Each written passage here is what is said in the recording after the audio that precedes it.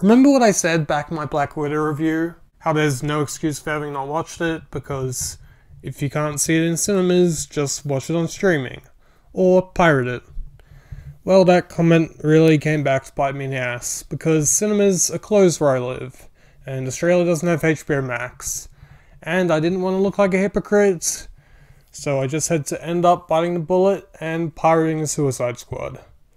I ended up watching it on my phone. Just as James Gunn intended.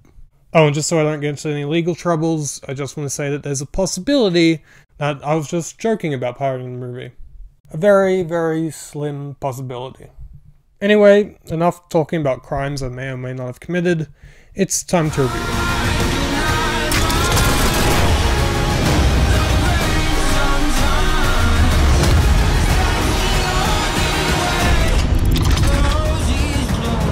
Now, obviously I'm going to go in spoilers because there really is no excuse for having not seen this film yet. I mean, it's been out for like a month now. Just watch it, just pirate it like I did. Or maybe I... well... Anyway, I was excited for this film ever since it was announced that Guardians of the Galaxy director James Gunn was attached to the direct. Also, shout out to the alt-right trolls who dug up his old tweets to get him fired because he didn't like Trump. Because not only does Gunn get to do this movie, but also Peacemaker show, and he got rehired back to Guardians 3, and he's making a Guardians of the Galaxy holiday special. I mean, that is just textbook rake stepping from the alt-right there. But yeah, I think Gunn is a fantastic writer and director, and I was really excited to see his take on the Suicide Squad. So, now that I've seen it, it's basically just what I wanted out of this. It's fun, it's gory, but there's still plenty of heart. And I know everyone's already said this, but it feels like Warner Brothers gave Gunn 100% creative freedom to just go wild. This movie feels like a culmination of all of Gunn's work so far. I mean, obviously it was quite similar to the Guardians of the Galaxy films, with this being about a misfit group of comic book characters. But the mix of humor and violence reminded me a bit of Super. The way Starro the Conqueror was handled reminded me of Sliver. And some of the visual gags in this felt like they were ripped straight out of a trauma movie. First up, the characters. From the trailers, Bloodsport just kind of looked like Deadshot 2.0, but in the film, he's a lot more distinct. His relationship with his daughter is a lot different, and he has a lot more personality. In part because of the writing, but also Idris Elba's performance. Compared to Deadshot, Bloodsport feels like a more fully realized character. As for the characters returning from the first Suicide Squad, I felt they were all improved upon. Okay, maybe not Captain Boomerang, because he doesn't really have much to do other than die, but everyone else, big improvements all around. Viola Davis as Amanda Waller was already the best part of the first movie, but here she's even more ruthless and just felt so much more intimidating and had more of a presence in the film. Like, she really could just kill anyone if she wanted to. I'm just gonna be honest here, from the last two movies she's been in, I just haven't been a huge fan of Margot Robbie as Harley Quinn.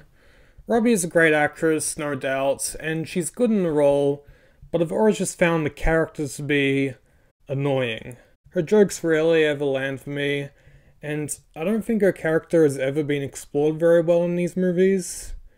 In this, however, I liked her a lot more. She still has the occasional joke that missed the mark for me, but there are also some that I genuinely thought were quite funny, which is surprising for me. And that monologue scene she has was just really excellent. She gets more of a chance to show off her acting chops in this role, and, like, the writing and the performance just shows how much pain her toxic relationship with the Joker has caused her, even without having to say it outright. That scene alone just significantly improved the character for me. But the biggest surprise for me was Joel Kinnaman's Rick Flag, who was just kind of meh in the first film. In this, he actually has a personality, and isn't just like an asshole the whole time. He has a connection with the characters, and when he dies, I'm not gonna lie, that shit actually hurt. I liked Polka Dot Man. I actually found that running gag with him always seeing his mother to actually be really funny, just because of how weird it was. I kinda wish they explored his character and his mental state a little bit more though. Kinda like what James Gunn did in Super, but whatever, it was still funny. Plus there are a bunch of other characters that also need development. The big standouts for me were Ratcatcher 2 and King Shark. Ratcatcher 2 just sleeps all the time, which made her extremely relatable, and King Shark is adorable. I mean, he's basically just Groot, but with more words, and he eats people, but I don't mind too much, to be honest. He's still adorable. John Cena as Peacemaker I enjoyed. He wouldn't be my first choice to make a spin-off show out of, but I'm still really excited for it, and I trust Gunn is going to explore this character a lot further. One thing I loved though was how his character initially started as kind of a joke, but by the end, you see how messed up and cruel his ideology has made him.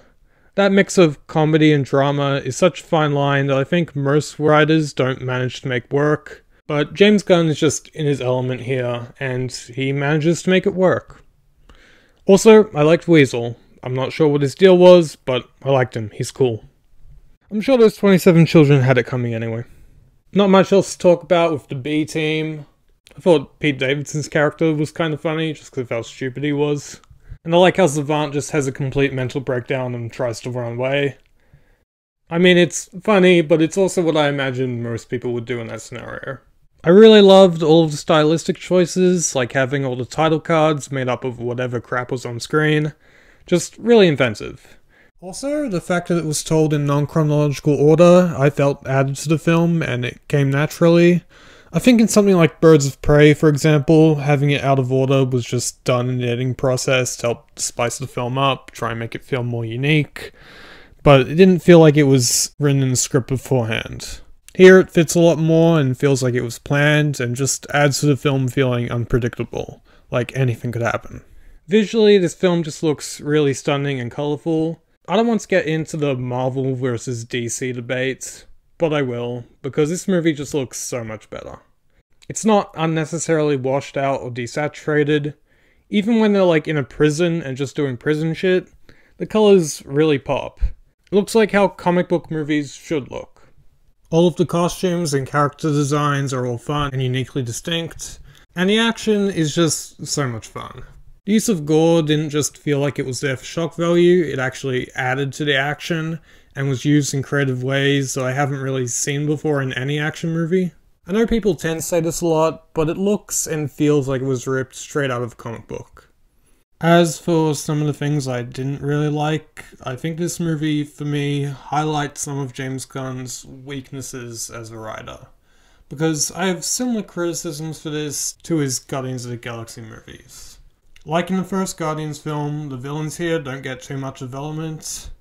Don't get me wrong, The Thinker is really fun to watch, mostly because of Peter Capaldi's performance, and Starro is cool and all, but he's not really a character, he's more like a force of nature, like a virus. Cover your faces! Good advice, Ratcatcher 2. But those general guys on the other hand, like, who cares about them?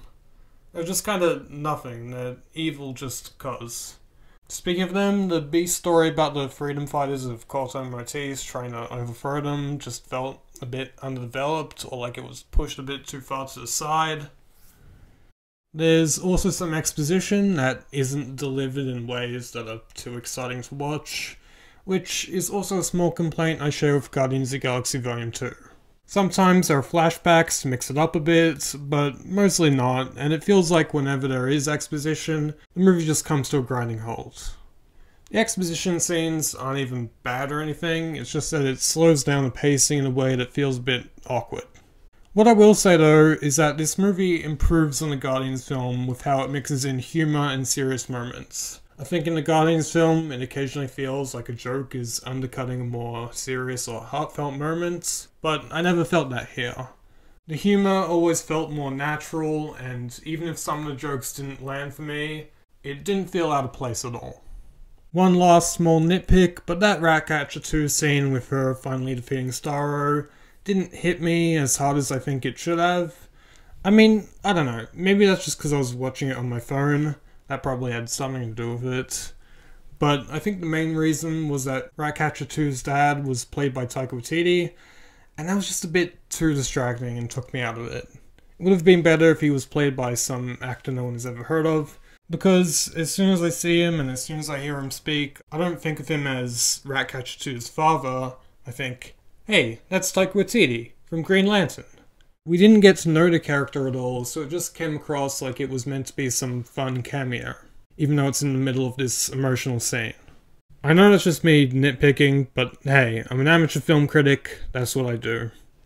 Overall though, The Suicide Squad was exactly the kind of movie I expected and wanted it to be.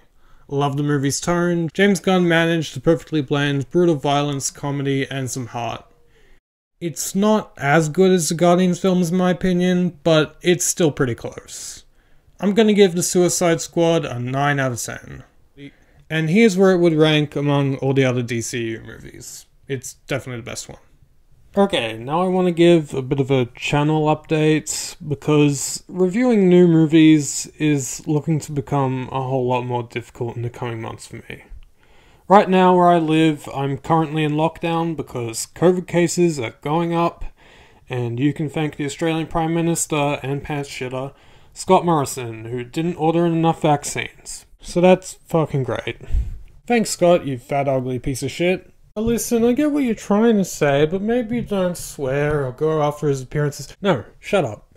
I will do what I want. This is my channel. I will make fun of Scott Morrison as I please. Fuck him. Fuck everyone who voted for him. He's a piece of shit and he deserves to be called out. Anyway, it looks like movies are now being delayed specifically in Australia, including movies I want to review. So Shang-Chi will release September 16th. But realistically, we won't be out of lockdown by then, so I probably won't get to see it until much after. No Time to Die will be released November 11th, and Dune will be released December 2nd. And there will probably be more delays to come. I'll try to get a review out for Shang-Chi as soon as I get to see it, but who knows when that will be. I don't know at this point if I'll review No Time to Die or Dune though, so yeah. In the meantime though, I'll be reviewing What If, and maybe some old movies, we'll see. So I'll just leave you all with this message. Please get vaccinated and convince your friends and family to get vaccinated too. Don't be a pussy about it, just do it.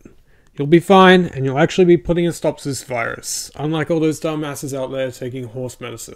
Don't do that. Anyway, subscribe, and if you are vaccinated or are planning on getting a vaccine, you're a fucking champion. Good job. And if you think I'm copying Mr. Sunday movies, I swear I'm not. I was planning on doing this rant as soon as we hit lockdown and I realized I would have to pirate this movie. But also I need to give some updates for those who don't know what's going on in Australia.